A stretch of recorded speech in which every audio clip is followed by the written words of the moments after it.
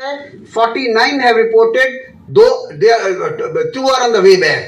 तो ये कॉलेज का कंट्रोल है, वरना किसी स्कीम में जब आपको वीजा मिलता है, जब आप यूके आयरलैंड जाते हैं, 50% भी रिटर्न रेट नहीं होता।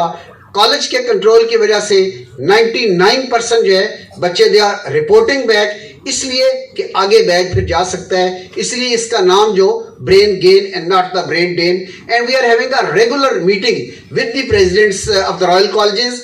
आप देख सकते हैं कि ये जुलाई 2022 की मीटिंग है। जनरल मदर इसाक विद द प्रेसिडेंट, DGIR और वहां के local representative they are there. And ऐसे नहीं है कि ये गए और आगे को मीटिंग करने वाले उनके कोई सेकंड क्लास लीडरशिप थी। President of Royal Colleges they themselves are there and they has a 2 days meeting, उनका डिनर और प्रॉपर रिसेप्शन। और ये WHO का वो पेपर है जिसमें उन्होंने मेंशन किया कि ये वो स्कीम है वर्ल्ड जिसके लिए नया नाम आया कि ब्रेन गेन है, ब्रेन ड्रेन नहीं है। ये पाकिस्तान के लोग कुछ सीख के आते हैं, अपने मुल्क में आके फिर डिलीवर करते हैं, अपने मुल्क के अवाम की खिदमत करते हैं। ये हमारा जो जूनियर फेलोशिप प्रोग्राम है सिर्फ आयरलैंड में है।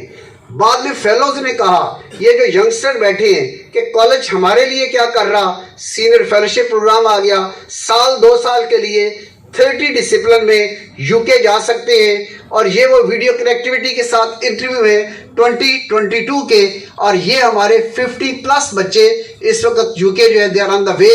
और यूके में जो हमारे इदारे जिनके साथ MOU साइन हुआ, इसमें university Birmingham hospital, Walsall, Leeds Hull, Yorkshire, Dudley, 386 बच्चे गए। इनका वीजा यहाँ डिलीवर होता है। And GMC registration limited for 2 years, that is the responsibility of the college. और 30+ डिसिप्लिन।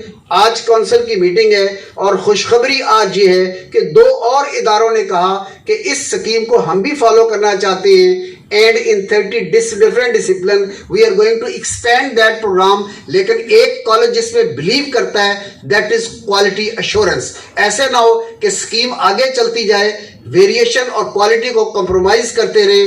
क्वालिटी एश्योरेंस के साथ हम स्कीम को एक्सपेंड कर रहे हैं। और ये वो खूबसूरत दिन है, आप तसव्वुर करें कि पाकिस्तान का इंडिपेंडेंस डे पाकिस्तान में मनाया जा रहा हो और फिर बर्मिंघम का वो हाल हो और बर्मिंघम के हाल में एक बिल्डिंग हो, उसके ऊपर पाकिस्तान के कॉलेज ऑफ फिजिशियन सर्जन का नाम लिखा जा रहा हो और इनॉग्रेल प्लेट हो। और फिर इस फंक्शन में उस हाल में क्वीन के रिप्रेजेंटेटिव, गवर्नर मौजूद, वहां के मेयर मौजूद, रॉयल कॉलेज के रिप्रेजेंटेटिव मौजूद। और ये जो बिल्डिंग है, this is your building and this is the building of regional centre college of physician surgeon Pakistan Birmingham.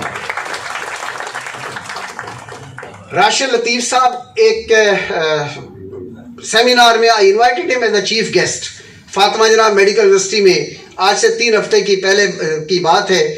जब यही तस्वीर उन्होंने देखी तो खुशी का इजहार करते हुए उन्होंने कहा, 20 साल पहले रॉयल कॉलेजेस वाले पाकिस्तान में इम्तिहान लेने आते थे, हम बहुत खुशी से कहते थे कि देखो इम्तिहान लेने आए हैं। आज वो वक्त आ गया कि पाकिस्तान का कॉलेज रॉयल कॉलेजेस के इलाकों में बर्मिंघम में जाके इम्तिहान लेने जा रहा है।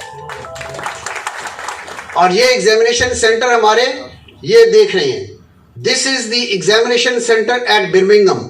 और याद रखिएगा, कॉलेज ने कभी नी जर्क के तौर पे कभी स्टेप नहीं लिया। पैरेलल सिस्टम दोनों चलते हैं। मैनुअल लॉग बुक थी, ई-लॉग साथ रही 3 साल तक। जब तक ट्रेनर और ट्रेनी ट्रेन नहीं हुए, हम टोटली ई-लॉग पे शिफ्ट नहीं हुए। इस 15 अगस्त को हमारा पार्ट 1 का एग्जामिनेशन था। प्रेसिडेंट ने कहा कनेक्ट किया जाए रीजनल सेंटर को और पायलट प्रोजेक्ट के तौर पे तमाम काउंसलर वो पार्ट 1 का पेपर सॉल्व करें। शैब साहब खुद बैठे हैं, असगर भट्ट, माई सेल्फ, हम घंटा बैठ के हमने पार्ट 1 का पेपर सॉल्व किया। तो चूंकि इस पेपर का रिजल्ट तो साथ ही बनता है, तो 4 बजे जब रिजल्ट अनाउंस होने लगा तो हम सब इधर उधर थे कि पेपर दिया है, क्या रिजल्ट निकलता है। ग्रेसफुली वो सारे जो है इज्जत के साथ फेल हो गए पार्ट 1 के उस पेपर में। और इसमें जो मैक्सिमम मार्क्स आए देवर 70 मार्क्स, लेकिन ये कि 60 से कम किसी के नहीं आए। लेकिन इम्तिहान टेस्ट हो चुका कि यस एग्जामिनेशन हो सकता है। फिर शरीफ साहब का वो नोटिफिकेशन है, नवंबर में हमने पहला इम्तिहान लिया। Now we are going to have a regular examination at our Birmingham centre. और सऊदी अरेबिया में clinical examination regular, internal examiner हमारे, एक्सटर्नल उनके एग्जामिनर्स हैं। नेपाल के फाउंडर जो इस प्रोग्राम के प्रोफेसर अस्कर भट्ट हैं। I think I must salute professor Askar Bhatt कि जब 2007 में फर्स्ट टाइम हम वहाँ आके वी विजिटेड, तो उस वक्त हम the number of student they were less than 8।